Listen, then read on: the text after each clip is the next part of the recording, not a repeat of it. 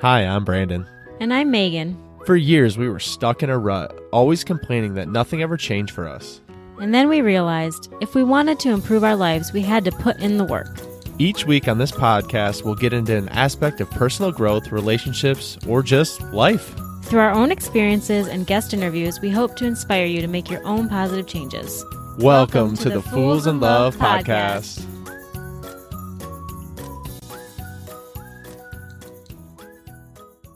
Hey, y'all, welcome back to another episode. We are here again, yes, and we are so happy that you're tuning in. And today we're going to ask you a question right off the top, and we want you to be honest.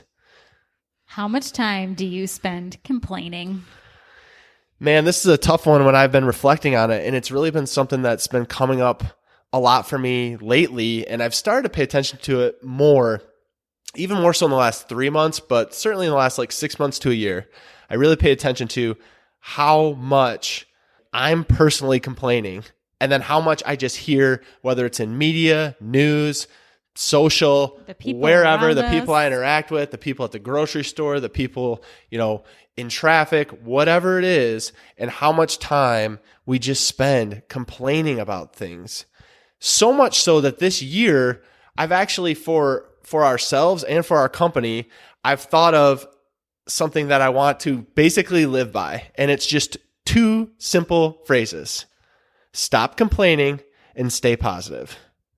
If I can do that this year, I'm going to consider myself a success. I mean, those are really big goals. They seem pretty whatever, but if you really tried to live by those, and I know you will because you're saying you're going to, that's no easy undertaking. I think that's pretty cool. Right. And the thing is, when it's conscious in your mind, as it comes up, it just, again, I keep track of how many times I've actually been complaining. And just and I can hear a lot of people saying it's but life's tough and I have this and I have that. And I'm not trying to discount that. I'm completely with y'all. Trust me. Life is hard. Life sucks at times. And I wrote on Instagram the other day, but it's the world will break your heart 7 days a week and twice on Sundays. They will. They'll give you a reason to be mad. They'll give you a reason to grumble. But ultimately, you have the choice. And we preach that to y'all all day long. And I'll continue to say it and because I want you to hear me. The way you're showing up and the way you're allowing your interactions to affect you is everything, y'all. It's everything. Yeah. And it's funny because as you're saying that, I'm thinking about how much I realize that I'm complaining because it's reflected in our children. I'll notice my complaining because our kids will start to do the same exact thing. And I'm like, oh my gosh, I need to shape up because our 6-year-old and our 3-year-old are starting to sound like me. I'll be grumbling and moaning and groaning about something. And then here pipes in, the first grader about something, or even worse, the 3-year-old, he's got some thoughts too. And I'm like, oh geez, if I complain in the car with him about traffic, I know that he's about to start in with me. He'll be huffing and puffing from that car seat. And I'm like, oh, come on, Meg, you can do better than this. They just really, really amplify it for me. And I'm like, oh, clean up your act, girl. Right. But the reality is, a lot of us mirror what we see, and what we see is a lot of negativity. And we've talked about that before. We don't need to delve in that as much again, but when you look at that and when you picture that, then you're just reacting and you're being reactive to what everyone else does. And what we want you to do is be proactive in how you're showing up each and every day. And so today we're going to get into how we can stop complaining, how we can be hopefully a little bit more positive and kind of kick all that negativity, all those thoughts, all that victimhood to the curb. But before we do that, I wanted to give a little review shout out today because we got a review from Jay Benito. I hope I'm saying that right, Jay. And they said, power couple. They hit on amazing topics that are thought-provoking and insightful. Thank you for this show. Well, Jay Benito, you are very welcome. And thank you so much for the review. And we always ask y'all, and it'll be such a amazing thing for us if you would consider giving us a review. Just head over to Apple Podcasts, say leave a review. Let us know your thoughts on the show. Even ask us questions in there because we review those and we'll be glad to answer them. And maybe on the next episode, you'll get a shout out. Okay, so when I was reflecting on this, for me, man, this is tough. But as you know, I got to be real with y'all. I realized I was being a victim. I was playing the victim, and I was playing the victim a lot. For much of my life, especially into adulthood, once I like got out of like the high school stage into college, then certainly once I got out of college and into the real world, you can't see my hand quotes, but Meg can.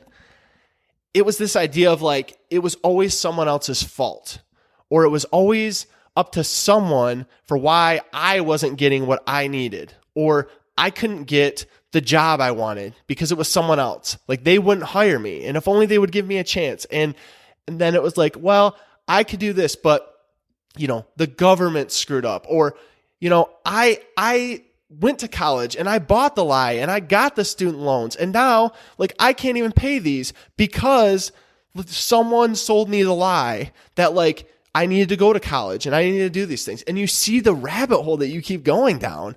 But I'm gonna be real too. Like coming out of 2020, I feel like most of us went through 2020 and we played that victim card. I know I did. Like to start out, it was like, what is this? Why is this happening? Why is this happening to me? Why are our kids staying home? Why do we have to stay home? Why are we doing this? And it was like, it was always pointing the finger at either the government or a certain person or a certain group or just the outside world for what was happening in my life. And it took all the responsibility off of me for like showing up the way I should show up. And the thing is, I want to state again, like I'm not trying to be insensitive. I know all of us were going through some crazy stuff in 2020. I realize even in 2021 now, we're going to be going through some crazy stuff. But you got to be real with yourself and don't play that victim card because it's not serving you at all. It's just not. The only thing that it's doing is holding you in your current circumstance. That hurts a little bit. Like I feel pretty convicted now that you're talking about this because I can assure you that I spent much of my life playing the victim, like complaining about things that are really within my control, but because there was a convenient excuse or a convenient person to lay that on or a convenient circumstance to lay that on, I went ahead and did that almost every time. Like it was never anything internal about me. It was like you or, work or this person, that person, my parents, the way I grew up, anything like that is just like a great excuse for all of that. And I think that's really interesting that it's playing into like today in 2021, all these past things. Well, and it's all really on how it's like all those things you just said, they're all valid points. Like they're real. Like your environment, your past, the things you went through, they affect you. They grew you into the person you are today. And that's fine. But then you got to take account of the fact of whether that's serving you or not. Because where I found myself years ago at this point is I got to a breaking point where I was like, this cannot be it. This cannot be it. And I pointed the finger at everyone and everything until one day I stood in front of a mirror and looked at myself and said, it's you, man. It's you. And like you said, you think that's easy to do? It's not. And I still grapple with this today, y'all. Like I still do this. I know it's in my own head. I know I'm the one doing it. And even though I'm aware, I know how hard it is to get past it. But I got some good news for y'all with that. Because when you stand there and you look in the mirror, and I realize for me, and you'll realize for you, that maybe it is you. That's a problem. But you are also the solution. You can figure it out. And that is an incredible thing. Because like you said, Meg, I mean, that's hard. That's a hard pill to swallow. It really is. Because the reason we do that, the reason we point to other people and things and circumstances and whatever, is because that's easy. Because then when I'm not meeting my goals, well, it wasn't me. I'm not the problem. It's this, it's that. And it's so easy to do that. And then you can feel justified and better about it. But what we're asking y'all is start looking at yourself, start looking internally and how you are victimizing yourself or crippling yourself into moving forward into the person you want to be. How do we stop the blame game and how do we stop the complaining and how do we move forward so that we can crush our lives? Well, I think a lot of it is doing a lot of things we've talked about in the past, but again, they never go away. It's that comparison game because most of us are looking at other people and we're comparing with them for what our life should be. And then like, because they have it and we don't, then we're the victim then then that somehow we're limited because we don't have the resources. We don't have the time like they do. We don't have the perfect spouse like they do. We don't have the perfect job like they do. We don't have the perfect company. We don't have the followers. We don't have the likes. We don't have all the things that make that possible. And so by looking at that, it just shines a light on us and what we don't have. But then you're limiting yourself, and you're living in a very small mindset because you can't break out of that because you're constantly looking at someone else for what your life should be. But that's not you, y'all. It's not. Right. And then that's a really dangerous thing, because once you're comparing, then that's where the complaining pops in. Because if you didn't have those comparisons right then, what would you be complaining about? Oh, I'm not going on the vacations. You wouldn't think about that other than you just saw, Jane over there going on vacation. Like, it wasn't on the top of your radar until somebody else was doing it. And then you have something all brand new to complain about and lack. So there you go. The other thing we do is we're very good at just reverting back to the old thing. Like, we want different results. We've all heard it. If you keep doing the same thing, expect different results, that's the definition of insanity. I think that was Einstein. The point is, we all do it. We know it's true, and we still do it. And coming into a new year, we're still in the new year. Some of y'all might have reverted back to your old ways already. You had a resolution, you had a goal, you haven't stuck to it. So what are you going to do now? Because a lot of times we want to be a certain place, and we want to do what a certain person's doing, and we want to compare it, and we want to be like, that's my mountaintop and that's where I want to be. But then we don't want to make a change or do anything differently to get there. Mm-hmm. And I was guilty of this tenfold. I sat there day after day, and I wanted things to change, and I didn't do a damn thing to change it. Yeah. As you were talking, I'm thinking about all the things that like people will say, like, yeah, I just can't lose the weight. Like, that's their complaint. Or, no, I just can't build a company. I just can't do whatever. Fill in the blank, doesn't matter. Like, they just can't do it because they have all these reasons. And I just think it's hilarious that we all do that exact same thing. Like, have all the excuses lined up and all the reasons. And like you said, we're just like, no, I can't do it. And I'm going to try the same things over and over and expect it to be different this time. And it never is. Yeah, and a lot of it too is like when you take that moment and you look in the mirror and you look at yourself, there's no one else to look to. Because a lot of times all those thoughts, the things we talked about, like, you're reliant on other people to make your dream happen. You're reliant on other circumstances to make your dream happen. But when you look in the mirror, it's only you in the mirror. It's only you making that decision to change it. That doesn't mean you're not going to have obstacles. That doesn't mean things aren't going to come in your way. But it just means that you have the power to figure it out, and you're going to do that. And I think that it truly does start right there where you're at, because the first step to not complaining and not making it all excuses all the time is just to be aware that you're doing it.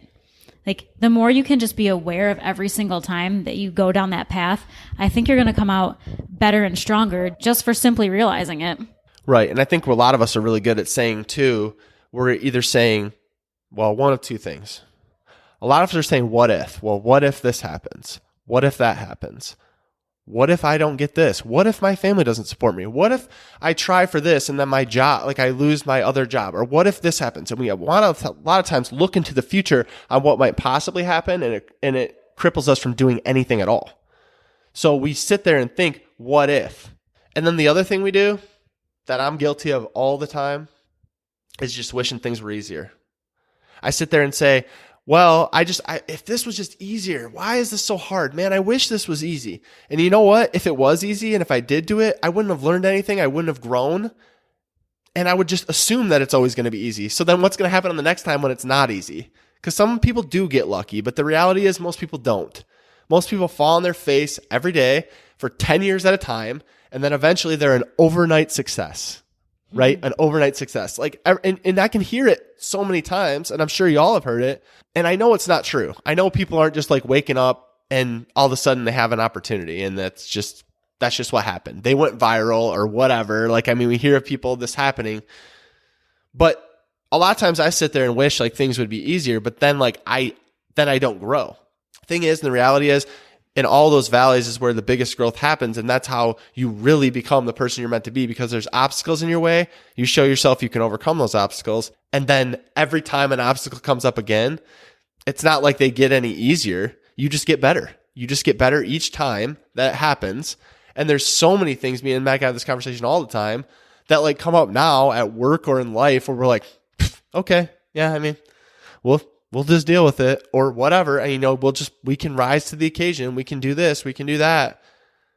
But a lot of us are stuck so much in the place of wishing things were easier or wishing someone would help us or wishing something would be different.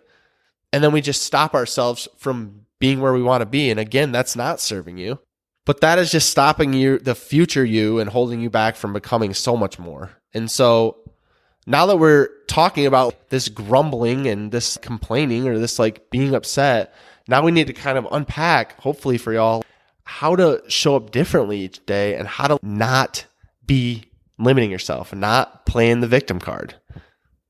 And it's not easy too, but back to what I was saying earlier, it starts really at that awareness level. And the best way to be aware of it is to start tracking it for yourself. Just start paying attention to how many times in your daily life, you're thinking about even opening your mouth to complain. Like, even if you don't actually do it, how many times are those thoughts in your head? How many times are you about to open your mouth to say something negative, to complain about someone or something or whatever's happening next in your life? Even though I know I shouldn't be, I'm still doing it all the time. Like, it's something that I'm trying to be better at for sure every single day, because let me tell you, there's a lot of negative that wants to come out of me that needs to be turned into positive. So I think that if we just can track that somehow, that if we can just make ourselves aware of that, that's a really good place to at least begin this journey of turning our complaining into something way more productive. Yeah. And I challenged our community this week. I actually said, because I tried this myself and it was scary. I mean, the results are scary. I'm just going to tell you right now before I even tell you what it is. But like Megan was saying, you need to start being aware, because awareness is the first step. So the way you become aware is it's real simple. It's cheap, it's easy, but you got to be transparent with yourself. You got to be, willing to do the work. It's not much work, but you take a blank piece of white paper. Every time you have a thought that's negative or you speak something that's negative, you mark a tally on that paper. And at the end of the day, before you go to bed, you look at that paper. And you see that number grow, and you see what that number is at the end of the day, and you will be astonished, y'all. I promise you'll be astonished. And again, it's just thinking it. You don't even have to be saying it. But like, even if you wanted to only track the times you say it, you'll still be astonished at how often it happens. Oh yeah. It's just awareness is key, because the great thing is, like, you can become aware and then you have to change it. And one of the things we've talked about, or we're going to be talking about too, is just like how to change that. But that is key to start. And it's the easiest thing to do. You grab a piece of paper and a pen and you start tallying it up. And at the end of the day, you reflect. And then I took it a step further with our community too, to say, okay, now that you've done that for a day, now you take each one of those tallies and you think of something you're grateful for in its place. And you speak it. You speak it out loud. Because there's science behind the fact that if you speak it out into the world, it gives it power. So you speak out those gratitudes for each time that you were thinking those negative thoughts, and you show yourself, your mind, your subconscious, that no, you're not like grumbling and a negative person. You are a positive person, and you're going to be grateful for the things you have. And all of us have things we can be grateful for, big or small. Yeah. A good example for me was just yesterday when I was stuck behind somebody going, well, first of all, in North Carolina, for whatever reason, when it rains at all, people go so slow when they drive. I don't know what it is. Like, if the speed limit is 45 and it's raining, and I don't mean like torrential downpours, I mean like it's sprinkling out. Like, people will decide that they need to go like 25 miles an hour, like 30 max. And you're trying to get around, but like there's no hope for you, because it doesn't matter what lane you're in. You're just done. Like, nobody is going to move around. So I was grumbling a little bit. I was complaining about how ridiculous people are in North Carolina when it rains and why I just want to punch them all in the face. Sorry, but I do. And I was like, oh my gosh. But then I thought to myself, you know what though? Like, what a privilege that I can be on the road right now. Like, I have a car. I have a place where I'm going. My child is in a great daycare that I know, love, and trust. Like, I'm going to pick him up right now. There are all these great things about it. Like, yeah, it's raining, and yeah, it kind of stinks that people are going way too slow for my taste. But also, there are a million great things that are coming just to my brain right now about the fact that I even have a car to drive in. Like, not everyone in this world has a car to drive in, and here I am complaining about the cars around me going too slow. Yeah. And I mean, that's the best part is like, first of all, I totally agree with what you said. But I know people are thinking like, well, yeah, but that's, it's just like a cliche thing to say, but it works. The thing is, it works. Like, you just have to try it because you're being triggered and you're being triggered into a negative thought. And the only way you're going to correct that is by correcting your way of thinking. So you got to be thinking about the positive things. And it's like, we're not saying that you can't have feelings, that you can't like be like, we're not sitting, walking around whistling and, feeling positive and happy and giving each other affirmations all day. I promise you. But you can say a thought, you can have a complaint, but a lot of us internalize it and then it becomes the narrative of our life. What we're challenging you with is do not let negativity and complaining become the narrative of your life. Because what's happening in those times is you're becoming a victim of your circumstances and the things you're going through. But you're not a victim of your circumstances. The only thing that's happening is you're just enabling your circumstances and giving them power to hold you back. But you're allowing that to happen. And again, it's not easy to hear. And I'm not trying to be negative because I'm right there with you. I'm not judging any of you. But some of y'all need to hear this. This has been on my heart lately, and some of y'all need to hear this. You need to stop complaining. There's just too much of it going on, and it's holding people back from their goals and who they want to be. You got to take responsibility for yourself and how you show up. And I know, like, you're already probably thinking about all the different things that are going on in your life, and I don't know what those are. And we have our own struggles. Like, my gosh, we try to be honest on this podcast, but trust me, we have our own struggles and things that we're upset about, things we're complaining. Like right now, we're trying to move and it's like, it's so stressful. And I know it's going to be stressful. And I've been complaining about it. I have. But then I've also been aware of that and I've tried to change the narrative in my own mind. And also, not only like realizing what you're doing internally to yourself, but realizing the impact that it has on those around you. Like if you can just stop and pause and think, okay, yes, I'm complaining. Not only is that affecting me negatively, but it's also affecting everyone that's even around me right now. That will hopefully give you some reasoning beyond yourself as to why you shouldn't continue on this path. Like if I know that my complaining and my negativity is bringing my whole family down around me or the whole office down around me, then it's going to make me want to stop because I don't want to be the person that just brought down a whole household or a whole office. I don't want to be the person that everyone doesn't want to be around because I'm just too upset. I'm too negative. I'm too sad. I'm too whatever, all the feelings. And it happens. It happens so easily. Like if Brandon or I are sitting around mad or upset or complaining about something, I'm telling you what, this household feels it. Like our kids are all of a sudden hot messes and we're like, oh geez, what's wrong with them? Well, we're what's wrong with them. And same thing at work. Like it doesn't matter where you are, what the environment is, you will feel that and you will pass that on to those around you every time. The best part is, as you're saying that, no one wants to be around that person. No, I don't even want to be around that person. No one. I'm the one doing it. Right. No one wants to be around that person. Like you can all think of that person who's just negative all the time, like bah, bah, bah, every time when they're talking about anything. But, a lot of times we need to figure out, like, we are that person. Like, I'm that person sometimes. I am. But, like, if none of us want to be that person, then why are all of us acting like that person?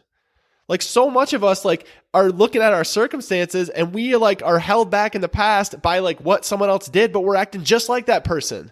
Or we're doing that exact same thing. Or we're leaving ourselves in that exact same place. Y'all, like, you can control that. You can change it.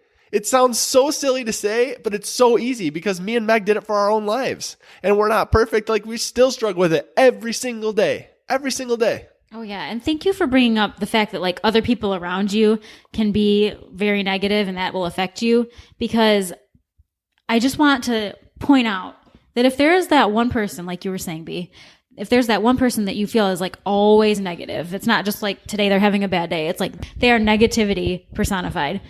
Spend some time thinking about that, and maybe it's time for you to distance yourself a little bit from them. Obviously, don't give up your family members over it.